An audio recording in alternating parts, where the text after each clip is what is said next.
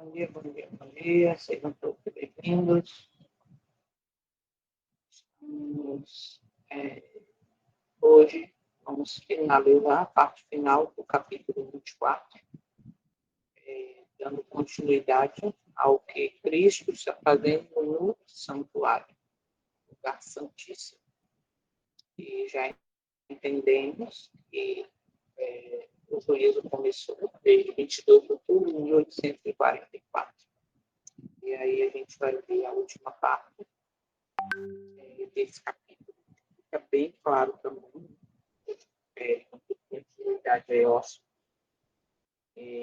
Lembrando que aí amanhã a gente tem o resumão do capítulo, depois perguntas e respostas, tudo isso com o intuito de que gravemos a mensagem, a luz dada no capítulo, estudado para exatamente a gente ter a certeza, ter argumento até para conversar com alguém, caso você presenteie um livro ou alguém da própria fé que queira conhecer mais. Então, você tem embasamento na Bíblia, no Espírito e profecia para conversar sobre o assunto. Lembrando, como eu sempre digo também, sempre faça o estudo, a leitura desse livro com a Bíblia em paralelo.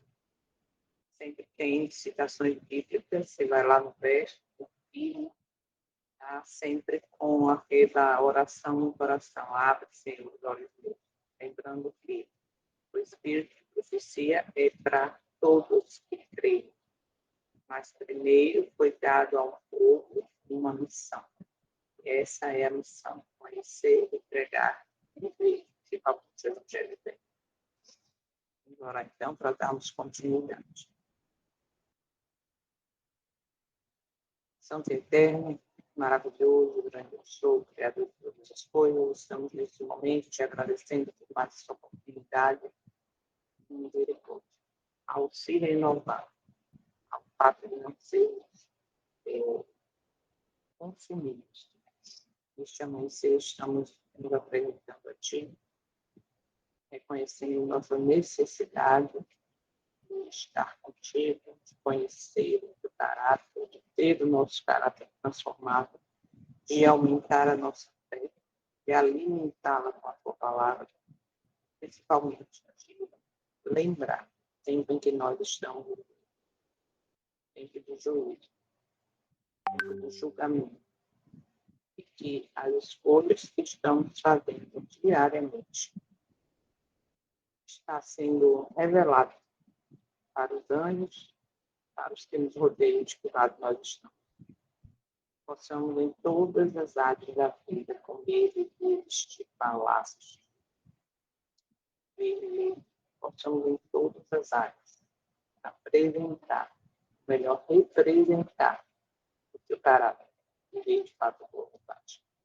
Toma cada um presente, cada família representada, as pessoas neste grupo, os que são alcançados através dos vídeos, dessa mensagem, que isso seja um instrumento. Tudo que nós temos feito, gravado, postado, compartilhado, seja instrumento de bênção, de salvação, de santificação para a vida de quem é alcançado. E a nossa também. Como nossos familiares, amigos, cônjuges, filhos, parentes, vizinhos, colegas de trabalho, toda a vida, que todos recebam essa luz. Em nome de Jesus. Não fiquem apenas no eu acho, mas vivam o que está escrito. Obrigada por tudo. Te agradecemos, te pedimos essas bênçãos.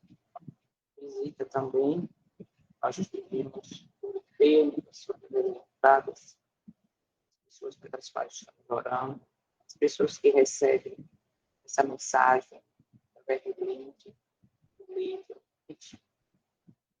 Estamos no tempo do início, no tempo do fim, onde cada um tem feito suas escolhas. E a nossa escolha hoje seja andar contigo como nós, ter comunhão, ser dependente. Obrigado por tudo, por mais essa oportunidade. Fala conosco, que o estudo te pedimos e agradecemos em nome do teu Filho, nosso Salvador. Então, a partir do parágrafo 17 até o 23. E aí, vamos comentando. Uma luz mais clara, porém, surgiu pela investigação do assunto do santuário. Viam agora que estavam certos em crer que o fim dos 2.300 dias em 1844 assinalava uma crise importante. Mas, conquanto fosse verdade que se achasse fechada a porta da esperança e graça pela qual os homens durante 1.800 anos encontraram acesso a Deus, outra porta se abrira, e oferecia-se o perdão dos pecados aos homens mediante a intercessão de Cristo no lugar santíssimo. Encerrara-se uma parte de seu ministério apenas para dar lugar a outra. Havia ainda uma porta aberta para o santuário celestial, onde Cristo estava a ministrar pelo pecador. Via-se agora a aplicação das palavras de Cristo no Apocalipse dirigidas à igreja nesse mesmo tempo. Isto diz o que é santo, o que é verdadeiro, o que tem a chave de Davi, o que abre e ninguém fecha, e fecha e ninguém abre. Eu sei as tuas obras, e eis que diante de ti pus uma porta aberta, e ninguém a pode fechar. Apocalipse capítulo 3, versos 7 e 8.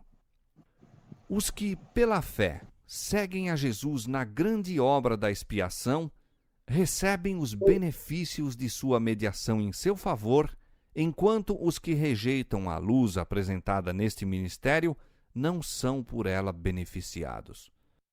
Vou dar uma pausa aqui só para reforçar.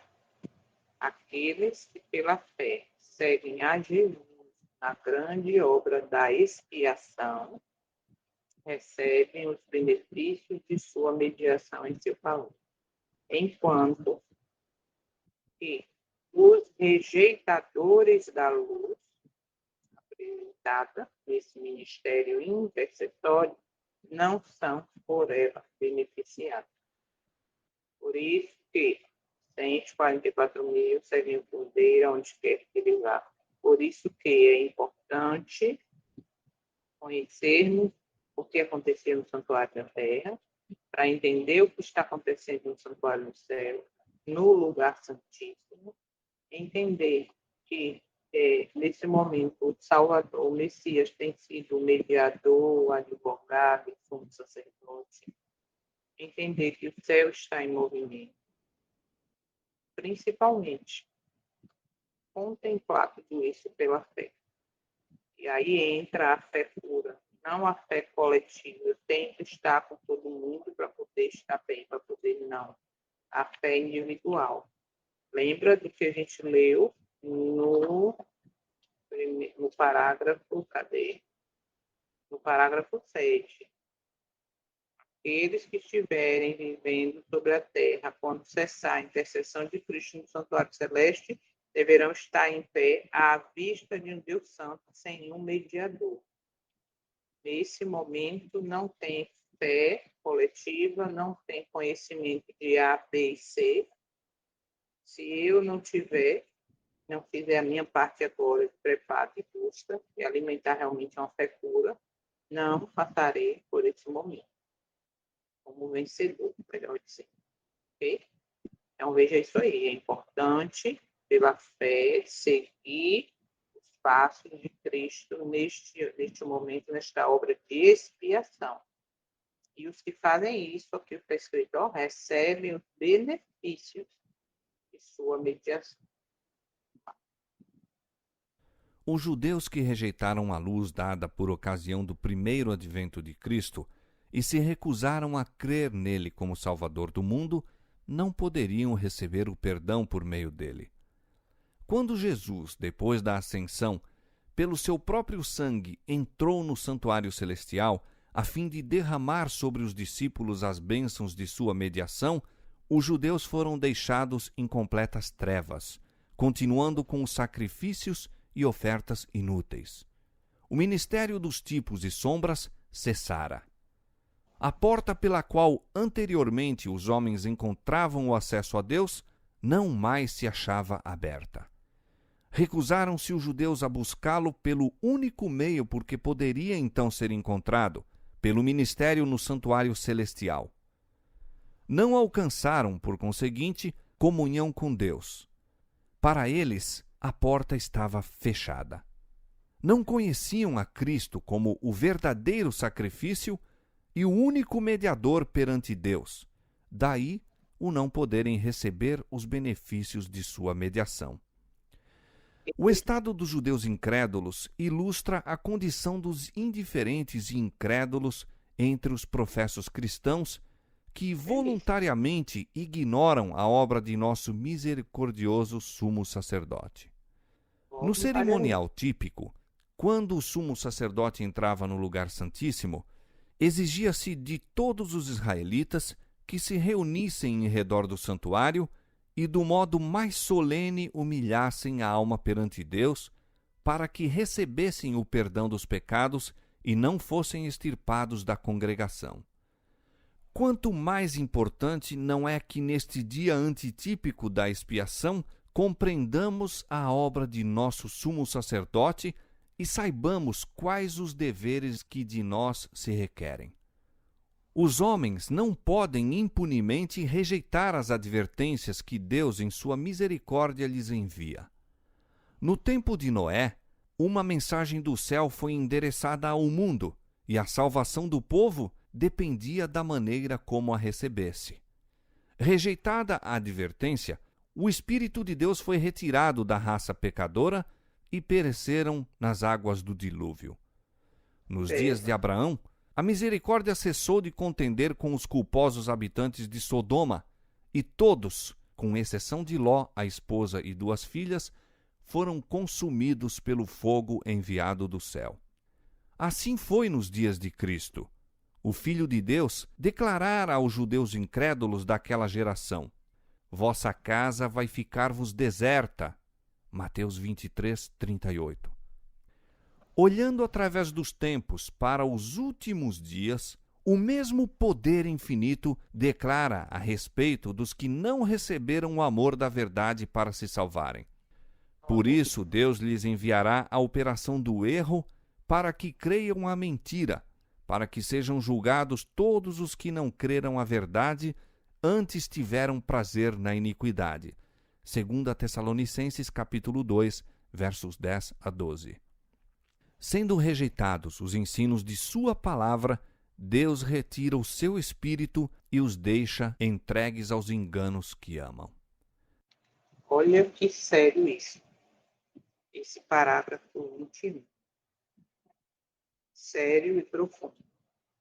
E aí, olhando para os últimos dias, o mesmo poder infinito declara a respeito daqueles que não receberam o amor da verdade para se salvar.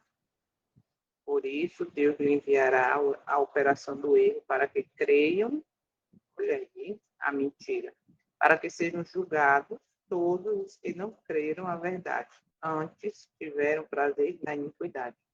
Como eles rejeitam os ensinos de sua palavra, assim o seu espírito, como eles rejeitam os ensinos de sua palavra, Deus retira o seu espírito e permite que sejam enredados pelos próprios enganos que tanto amam. Observa a seriedade. Cristo, porém, intercede ainda em favor do homem e luz será concedida aos que a buscam. Posto que isso não fosse, a princípio, compreendido pelos adventistas, tornou-se mais tarde claro ao começarem a desvendar-se-lhes as passagens que definem a sua verdadeira posição. O transcurso do tempo em 1844 foi seguido de um período de grande prova para os que ainda mantinham a fé do advento. Seu único alívio, no que dizia respeito a determinar sua verdadeira posição, era a luz que lhes dirigia o espírito ao santuário celestial. Alguns renunciaram à fé na contagem anterior dos períodos proféticos e atribuíram a forças humanas ou satânicas a poderosa influência do Espírito Santo que acompanhara o movimento adventista. Outra classe sustentava firmemente que o Senhor os guiara na experiência por que passaram, e, como esperassem, vigiassem e orassem, a fim de conhecer a vontade de Deus, viram que seu grande sumo sacerdote começara a desempenhar outra parte do ministério e, seguindo-o pela fé, foram levados a ver também a obra final da Igreja. Obtiveram mais clara compreensão das mensagens do primeiro e segundo anjos e ficaram habilitados a receber e dar ao mundo a solene advertência do terceiro anjo de Apocalipse, capítulo 14. Tudo bem, observa aí, tiveram uma compreensão mais clara da primeira e segunda mensagem dele e estavam preparados para receber e dar ao mundo a solene advertência do terceiro anjo do Apocalipse 14. Então, diante da luz que receberam, do entendimento que tiveram do que estava acontecendo no santuário, né? Então, eles tiveram aí essa compreensão, primeira e segunda mensagem, e aí agora estavam prontos para receber e dar ao mundo a solene advertência do terceiro anjo, ou seja, da terceira mensagem. E aí é onde nós estamos nesse contexto. Estamos vivendo a primeira e segunda mensagem e assim estar preparado para proclamar a terceira ou não. Lembrando que o testemunho fala que muitos que abraçam a terceira mensagem não tiveram experiência, não tiveram a experiência na primeira nem na segunda.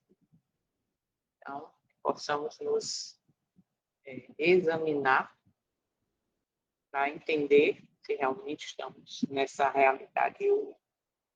Vamos para a última parte com os slides, onde a gente se aprofunda mais um pouco, né? Reflete mais um pouco nesse trecho. O fechamento de uma porta não significa fim da graça. Por quê? Porque quando encerrou a primeira parte do ministério, do lugar santo, ali foi uma parte do ministério, né, encerrou, para que começasse a segunda parte.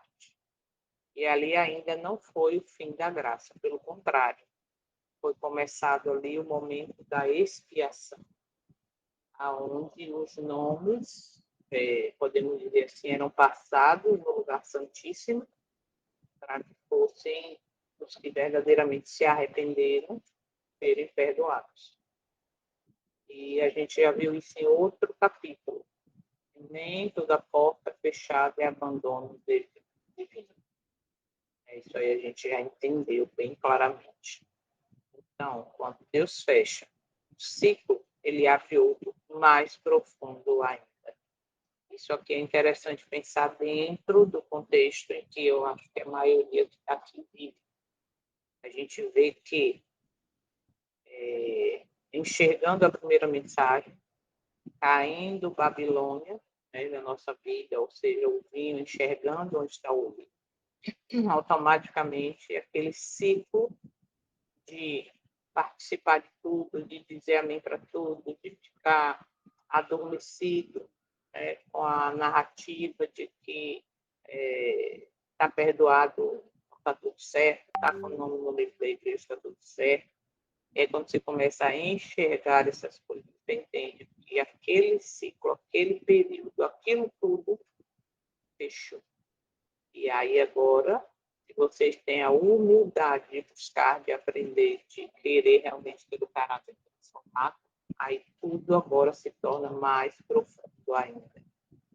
Tá? Então, que isso seja uma realidade para cada um de nós, porque essa profundidade vai nos levar a uma verdadeira intimidade, a um relacionamento que vai nos preparar a estar de pé no momento final. Okay? Existe hoje uma porta aberta.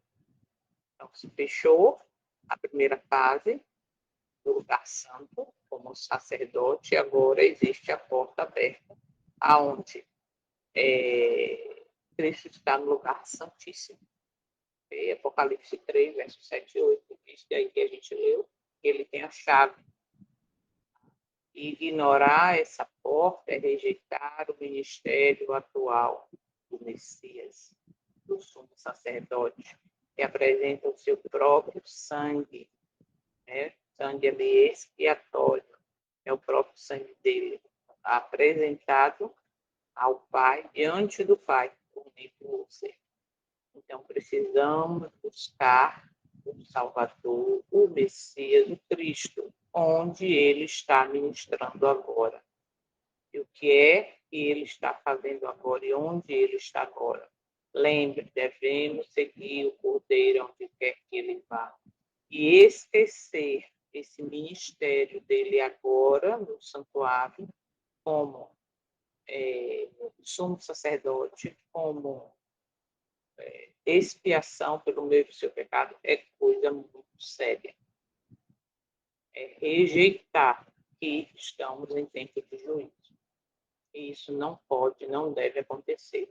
Então, ainda hoje existe a porta aberta para o lugar santíssimo, onde nós temos acesso pela fé, através do nosso representante. O ministério mudou de fase, mas não terminou. A gente viu aqui claramente, parágrafo 22, mas Cristo ainda intercede em favor do homem. Será otorgado luz àqueles que buscam. Entende? Aqueles que buscam por conta própria, que é bereano, que busca entender. E vai encontrar o quê? O Cordeiro intercedendo, o Cordeiro apresentando o seu sangue como o próprio sacrifício. E isso é essencial que a gente entenda. Porque se eu entendo que o Cordeiro está no lugar santíssimo apresentando o seu sangue, seu próprio sangue como expiação pelo meu pecado, eu entendo o preço do pecado.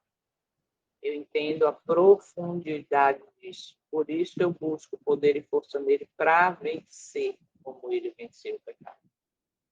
Ok? Então, pensar que a obra terminou pode levar à apatia espiritual. Então, infelizmente, né, por não conhecer profundamente, hoje o mundo evangélico entende que tudo foi resolvido, terminou na cruz, realmente. O preço do pecado foi resolvido na cruz. Mas o ministério de Cristo não terminou ali. Não terminou na ressurreição. Pelo contrário, continua no santuário do céu. Aí eu vou falar o que eu sempre digo. Por isso, a importância de conhecer o santuário da terra para entender o que está acontecendo no santuário do céu. Para entender, eu já ouvi alguns cortes de líderes, né, de outras instituições falando que o adventista é isso, é aquilo outro, que é um absurdo dizer que não terminou na cruz, que não é bem assim, tal. Mas quando você entende a pedagogia do santuário da terra, você entende que realmente o trabalho de Cristo ainda continua no santuário do céu. E há ainda intercessão. Se há intercessão, ainda há esperança. Okay? Só recebe os benefícios quem segue Cristo pela fé. Lembra que eu frisei isso? Por quê? Porque existe um benefício para os que seguem, para os que estão entendendo, para os que vivem em preparo como o dia da expiação. Apenas os que acompanham Cristo no Santíssimo recebem os benefícios. Isso não fui eu que falei, está escrito aqui, como a gente leu, no Espírito de Profecia, que é o testemunho de Jesus. Então, uma luz, essa luz, esse conhecimento, essa necessidade profunda, ou melhor, de entender profundamente o que está acontecendo. Se essa luz é rejeitada, olha como isso é sério. Luz rejeitada não produz salvação. É uma ilusão. Ah, para que isso? Tem nada a ver, terminou, já foi. Então, para que estudar santuário, coisa do passado, que se rasgou? Cuidado. E o que está em jogo, diante dessa luz rejeitada, é a salvação. Por quê? Porque se eu entendo o que está acontecendo agora no santuário do céu, eu entendo o preço que custou ao Salvador o meu pecado. Eu vou buscar, sim, entender que a graça salva, mas ela também transforma. Se eu rejeito essa luz, eu estou correndo um grande risco. Nós precisamos aceitar a verdade progressiva. A quem busca é dado mais busca. Isso a gente já viu em vários capítulos, e nesse também. Então, busque, seja bereano, estude, busque a luz e busque viver a luz que tem sido dada. Isso vai fazer uma grande diferença na minha e na sua vida. O exemplo dos judeus é um aviso solene. Eles rejeitaram o ministério de Cristo, ficaram em trevas. Eu quero frisar aqui que o exemplo dos judeus, ou seja, do povo escolhido, ou seja, do povo que foi escolhido para apontar ao mundo o Criador, o Deus que pode todas as coisas, o soberano do universo, e eles falharam. Certo? O Israel falhou, o judeu falhou, eles rejeitaram. Hoje, será que está sendo diferente? Será que hoje o povo foi levantado com a missão que se intitula Veste a Camisa do Israel moderno, do Israel espiritual, entende a missão, no entanto, está falhando nela, está falhando na missão de apresentar as três mensagens, a verdade presente, o evangelho eterno? Olha o resultado, qual foi? Eles ficaram em trevas. Percebe? Olha a tempo em que nós estamos vivendo. É possível, olha essa frase, hein? É possível continuar religioso e estar espiritualmente desconectado. É possível não faltar culto, é possível ter cargo, é possível ser um líder espiritual, é possível, é possível, é possível.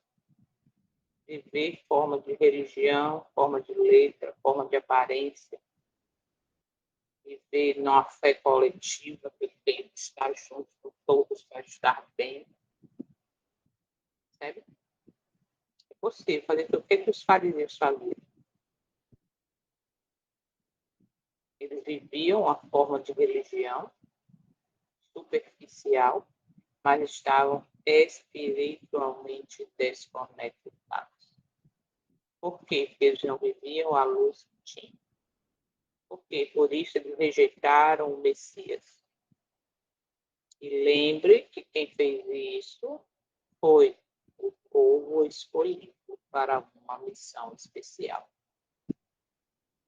Por conhecer e não ter a humildade de reconhecer o Messias, de entender o que eles conheciam como forma de letra, estava ali na frente deles, eles estavam espiritualmente desconectados. Naquela época, a tradição, sabe? Viviam tudo em forma de letra, cheio de tradição, mas estavam no vazio espiritual. Essa pode ser a condição minha e sua, se estivermos vivendo em forma de religiosidade, forma de piedade, mas negando-lhe o poder. Examine a você mesmo e veja qual a sua condição. Ah, mas eu não enxergo. Presta, abre, Senhor, os olhos meus. Santo Espírito, me ajude a enxergar se eu estou nessa condição. Tem misericórdia. Eu não quero estar nessa condição de viver em forma de religiosidade e estar espiritualmente desconectado do céu. Sacrifícios e formas antigas tornaram-se inúteis. O sistema típico perdeu a validade após a cruz. Apegar-se ao passado quando o eterno avança gera estagnação. Precisamos acompanhar o mover profético, precisamos acompanhar o movimento do céu, precisamos acompanhar o que está acontecendo no santuário agora. Tá? Por quê? Porque viver em formas antigas tornam-se inúteis. Indiferença à luz produz escuridão espiritual. O estado do judeu, daquele povo escolhido, especial. Olha só, o estado deles ilustra os cristãos indiferentes. Não é apenas rejeição ativa. Indiferença também fecha a porta. Neutralidade espiritual é extremamente perigosa. Isso aqui é muito sério. Neutralidade espiritual é extremamente perigosa. Eu conheço a verdade, eu sei o que está acontecendo, eu estou enxergando o fim de Babilônia.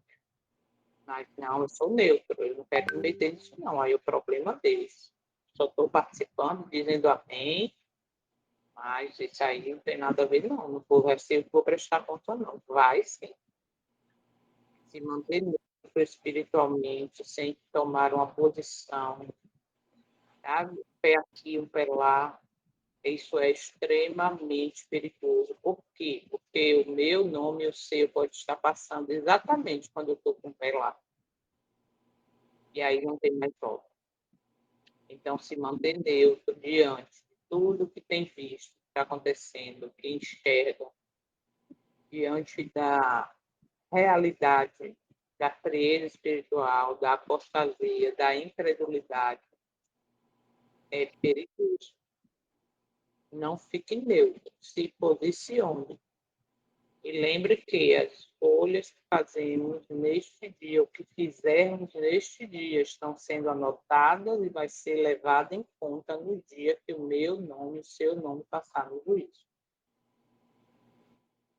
Então, esse negócio de que eu vou ficar neutro para ficar bem com todo mundo, a política da boa vizinhança. Porque se eu falar, se eu começar a pregar isso, eu vou ser colocado de canto, eu vou ser proibido de falar. Se eu começar a falar que é tempo de juízo, que é tempo de se arrepender, é tempo de voltar aos marcos antigos, é tempo... Ah, não pode falar isso não, porque não é isso. Tem que falar agora do amor, tem que falar agora das coisas comuns, das coisas que nos unem. Para que falar das diferenças? Neutralidade espiritual é extremamente perigoso. Não esqueça disso. No dia da expiação típica, o povo deveria humilhar a alma. A gente já tem aí 2 estudos sobre isso, como viver no dia da expiação, vendo o que acontecia com o povo, okay? E aí a gente percebe que estamos muito distante da realidade que deveria. Por quê? Porque esquecemos, não somos levados a estudar e entender o dia, o tempo em que estamos vivendo. Isso é muito profundo e sério. Temos que estar preparados para isso. Ah, minha querida, a tua câmara está aberta. Fecha, por favor. Foi para sair. Então, veja, no dia da expiação, típico o povo deveria humilhar a alma. Se hoje estamos vivendo no dia da expiação, desde o dia 22 de outubro de 1844, que não estamos sendo levados, não estamos com a mensagem de que devemos humilhar, reconhecer a nossa condição diante do Eterno. Naquele tempo, naquele dia, era dia de solenidade máxima. E quem não estava no mesmo espírito, contrito, de humilhação, de solenidade, que não tirava, lembra que a gente leu no capítulo anteriores, que não tirava a diversão do meio, o entretenimento do meio, era expulso do acampamento. Então, estamos no antítipo, mas vivemos como se fosse um dia comum. Aqui está a seriedade da coisa.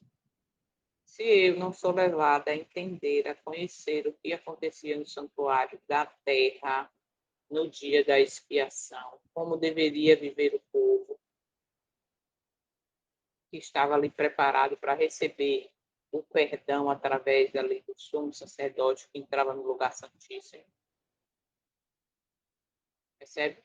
Se eu não entendo isso, se eu não conheço isso, esse tempo que eu estou vivendo agora é um tempo comum, onde eu posso ouvir as coisas que eu gosto, comer as coisas que eu gosto, entender que eu sou assim mesmo. A síndrome da Gabriela, eu sou assim, eu nasci assim, eu morri assim.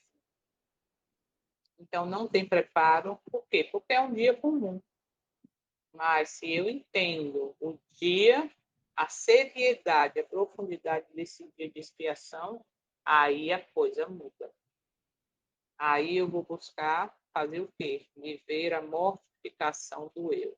Eu gosto de assistir isso, mas não vou assistir porque isso não está de acordo com a solenidade do tempo. Eu gosto de comer isso, mas não vou comer porque não está de acordo.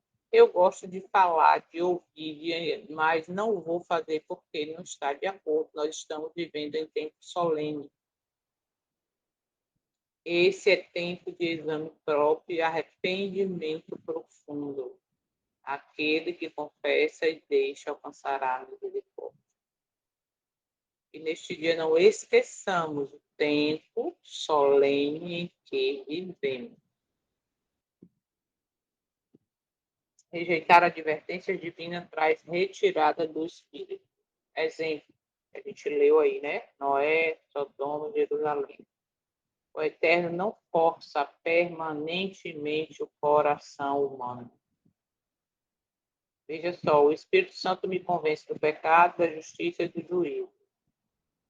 Ele não força, ele me convence. Mas se eu não aceito o trabalho dele, eu não aceito, então eu estou rejeitando. E isso traz o quê? A retirada do seu Santo Espírito da minha vida. Hoje é essencial ser sensível à voz de Deus. É vital. É vida ou morte que eu estou aceitando ou não. Ah, mas eu não tenho força para deixar de comer, beber, vestir, assistir, ouvir o que eu gosto. Porque você não está buscando como deveria. Porque do mesmo modo que Cristo, como homem, veio e venceu, ele nos deu o exemplo de que é possível. Mas como é que ele vivia em total dependência do Pai? E o que falta na gente hoje é exatamente isso. A rejeição da verdade prepara terreno para o engano. Essa citação de Tessalonicenses é bem triste e forte.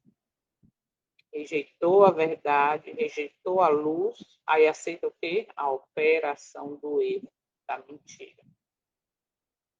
Então, voltando aqui um pouquinho, ó, se o Espírito Santo é retirado de acordo as minhas escolhas, né? Eu rejeitei, eu estou rejeitando as advertências que diz pare de fazer assim, pare de assistir, mude sua maneira de falar, mude sua maneira, busque, seja um israelita que vivia no dia da expiação. Se eu rejeito isso, então eu estou preparado para exatamente aceitar a operação do erro.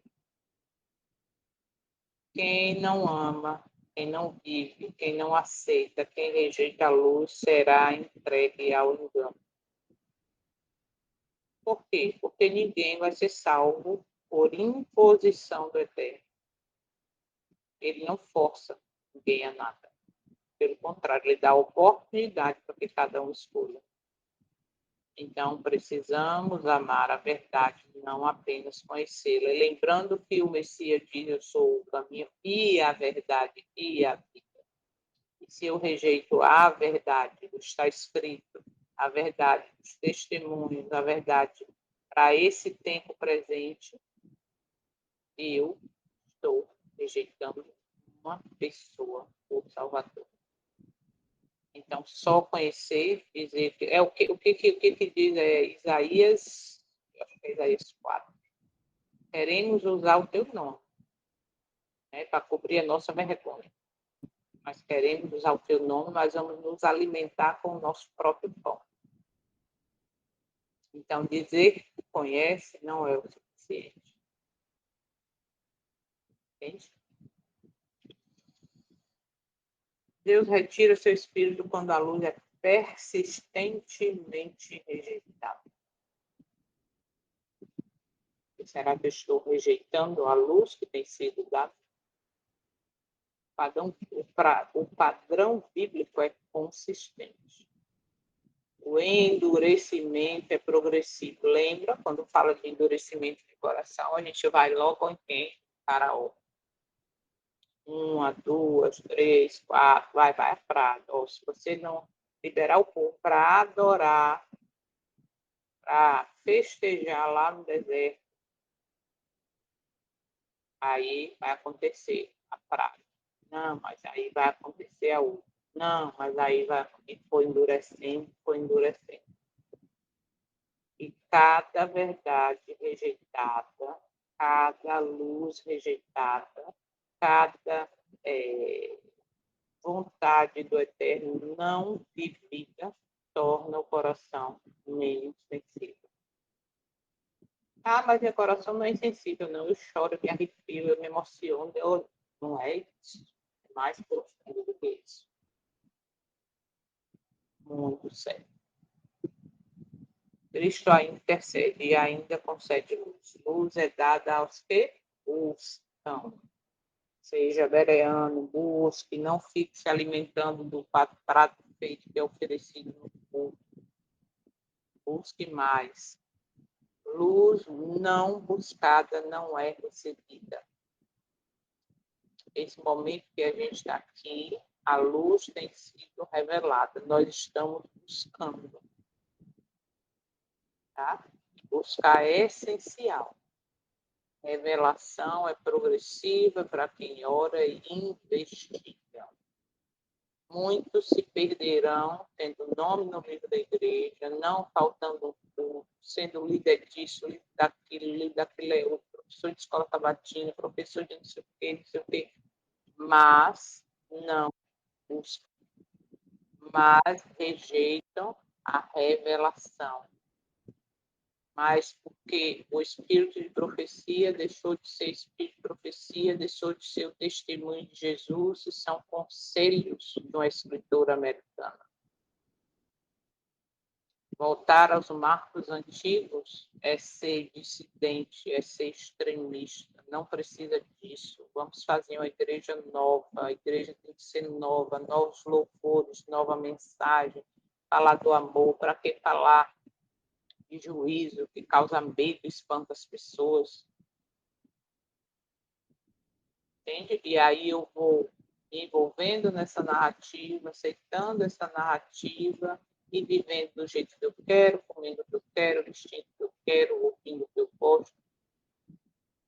As palavras que não agradam o céu nem me incomodam mais no ouvido, está tudo certo. É triste, mas é uma realidade no mundo cristão, inclusive no nosso meio, inclusive na minha vida, se eu não vigiar. A maior necessidade nossa hoje é essa, viver a revelação. Como? Em oração e investigação da palavra. Pegue várias versões bíblicas. Ah, Jô, mas eu não tenho dinheiro para comprar. Não precisa. Teu celular. Eu tenho nem no computador, nem no notebook. Teu celular, põe lá. Bíblia, versão tal. E aí tu pega uma na mesa, põe lá, vai na outra, busca. Comentário de profecia, que é o testemunho de Jesus. Investigue. Se alimente. Tenha fé pura. 1844 foi seguido por grande prova. A fé foi testada profundamente naquela época. Crises revelam que, entre por convicção ou emoção, estamos em meio a uma grande crise e vai aumentar mais ainda. Aí agora é que eu creio, é por convicção, é por certeza de que é verdade ou é por emoção? ou é pela fé coletiva? Está todo mundo acreditando nisso, está todo mundo esperando decreto, tá todo mundo.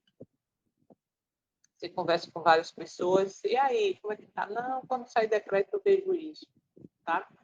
Por emoção, por esperar eventos. Mas esquece que eu posso não estar viva quando o decreto sair. Posso voltar ao pó da terra hoje. E aí, como é que está o meu nome para passar no livro da vida? Por isso, deixar para amanhã, aquela história de piada só amanhã, e aí eu vou deixando para amanhã, vou deixando para amanhã. Certo? Nossa fé precisa sobreviver às decepções. Por sinal, é um período que nós estamos passando. Por quê? Porque tudo que a gente acreditou como verdade, quando a gente vai investigar, a gente vê que está cheio de doutrinas humanas. E está cheio de vinho de Babilônia. Ontem o canal missionário do Emanuel, que a gente assistiu a esse Paulo Sabatino,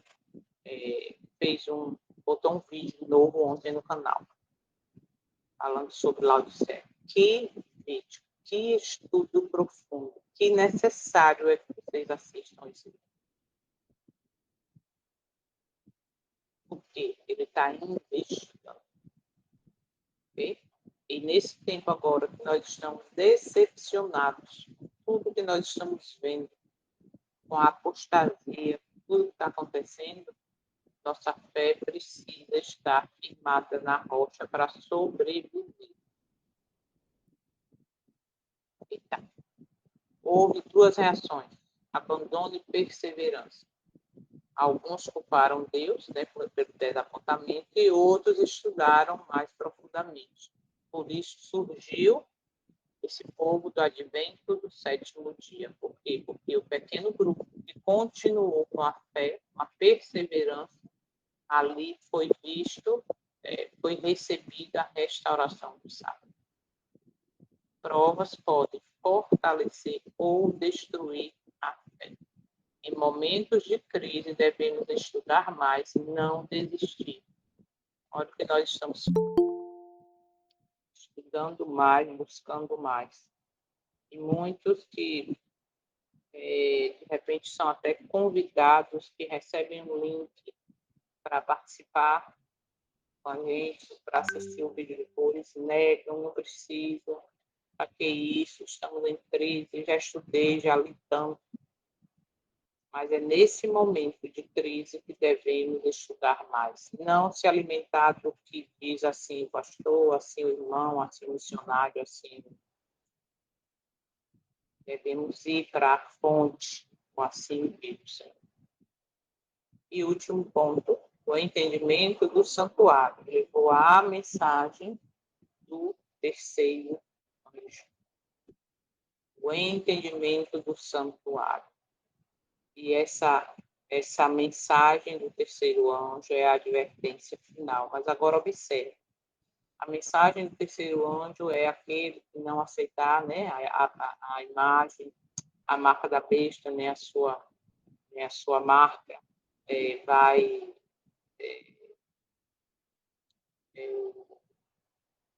aquele que não aceitar a sua mensagem, a sua marca, né, e ali vai sofrer as pragas e tal. E aí eu pergunto, como não aceitar? Se hoje eu já estou aceitando, fazendo concessões nas pequenas coisas, quando vier a parte principal da decisão, eu vou aceitar também, tá?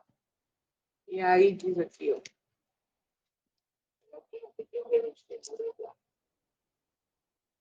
e seguir o terceiro anjo dizendo em alta voz, se algum homem adorar a besta, a sua imagem, receber a sua marca em sua testa, ou na sua mão. Este verá do vinho da ira de Deus, que é derramada sem mistura no cálice da sua indignação. Ele será atormentado por fogo e enxofre na presença do santo anjo, na presença do cordeiro. Como eu não vou aceitar a marca, a imagem, ou melhor, como eu não vou aceitar a marca se eu já aceito a imagem? Eu já acho que é tudo bem, que não tem nada a ver. Percebe?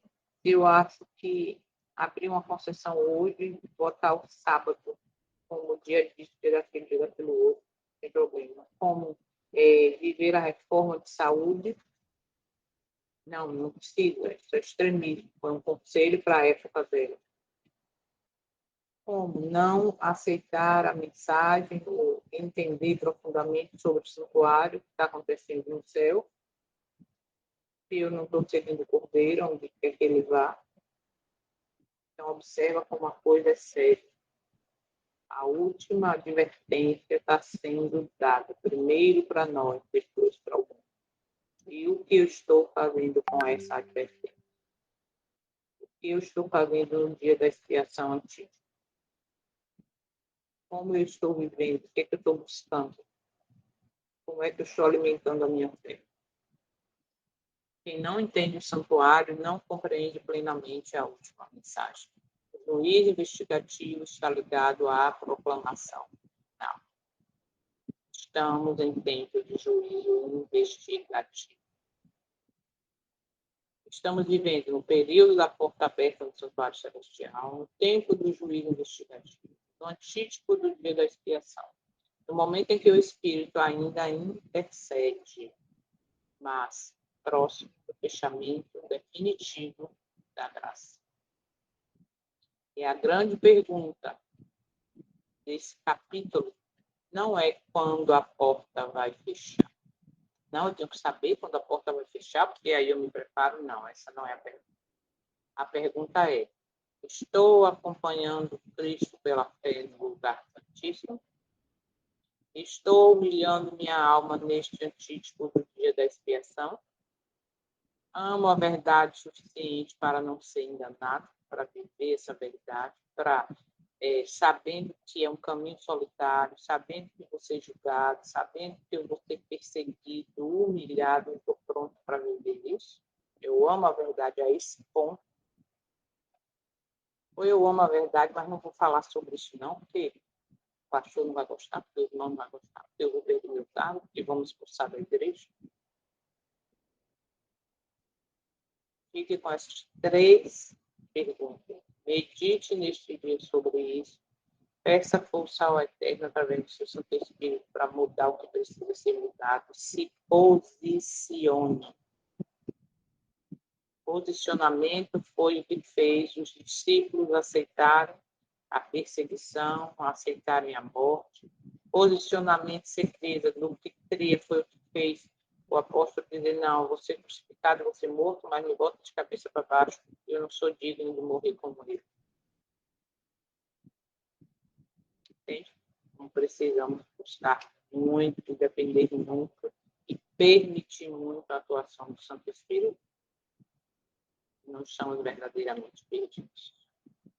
Então, entendemos que o julgamento começou desde 1844, quando Cristo passou do lugar santo para o lugar santíssimo. Sabemos o dia exato que o nome, o meu, o seu vai passar? Não. Por isso, devemos nos preparar diariamente, mortificando eu e vivendo uma vida de humilhação diante do Eterno. Neste dia, mais uma vez, possamos andar em nós, buscando a dependência do Eterno. Guarde essa imagem aí que você está vendo, os anjos, o Pai ali sentado no trono, e o mundo aí dividido em 2 partes. Qual que vai fazer parte a minha vida e a sua? Ok? E amanhã a gente vai para o resumo, para meditar um pouco mais sobre o assunto. Podemos então. Santo Eterno, nós te agradecemos mais uma vez por tanta luz derramada, por abrir os nossos olhos, por nos dar mais uma oportunidade de arrependimento, de graça e de misericórdia. Que possamos neste dia fazer escolhas que serão anotadas no livro dos registros dos céus. Que possamos lembrar tudo. Falamos, pensamos, decidimos, escolhemos vai ser usado a nosso favor. Porque aquele que não quer ser salvo e não quer viver a graça transformadora corre um grande risco de não ser aprovado no livro da vida. Que nossa vida esteja nas mãos do teu Filho, nosso Salvador. Que ao nosso nome passar no ruído do céu, possamos ter o nosso representante apresentando o seu sangue por expiação dos nossos pecados. Obrigado por essa certeza. Obrigado por essa oportunidade. Que andemos contigo verdadeiramente neste dia. E que nossas escolhas sejam dirigidas pelo teu Santo Espírito. Em nome do teu Filho, nosso Salvador. Pedindo perdão por todos os nossos pecados e te agradecemos também pelas bênçãos visíveis e invisíveis. Amém. Bom dia, bom dia, bom dia. Que o Senhor te abençoe.